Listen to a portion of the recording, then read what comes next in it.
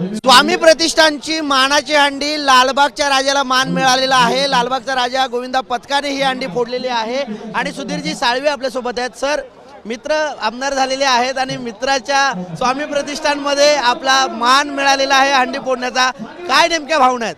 नाही, अनेक वर्ष स्वामी प्रतिष्ठानच्या दहीहंडीला येतोय आम्ही आणि यावर्षी देखील आम्ही मानाची दहीहंडी फोडलेली आहे। तो मान आमच्या मंडळाला मिळालेला आहे, पण यावर्षी आमचा मित्र शिवा पाटील आमदार आहे, हा आजच्या या स्वामी प्रतिष्ठानच्या दुग्ध शर्करा योग आहे आणि खूप आनंद होतो आहे। आम्ही देखील सत्कार सोहळा आयोजित केला आणि भावी राजकीय वाटचाली देखील शुभेच्छा देतोय त्यांना। भाऊ, गणपती यायला अजून वेळ आहे, मात्र लालबागच्या राजाचा आशीर्वाद आधीच मिळालेला आहे आणि लालबागच्या राजाला हा मान मिळालेला आहे।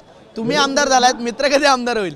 100% होतील। आता कसं होतील मी सांगता येणार नाही की 2029ला सुधीरभाऊ आमदार होतील, तुम्हाला शब्द येतो 100%। चला, एकंदरीत पाहायचं झालं तर लालबागच्या राजाला हा मान मिळालेला आहे आणि लालबागच्या राजा गोविंदा पथकाने दहीहंडी जी आहे स्वामी प्रतिष्ठानची फोडलेली आहे आणि 2029ला सुधीर साळवी हे आमदार निश्चित होतील असा विश्वास आमदार शिवाजीराव पाटील यांनी व्यक्त केलेला आहे। व्हिडिओ जर्नलिस्ट विजय देशमुखसह कुणाल भोईटे, जय महाराष्ट्र न्यूज, ठाणे।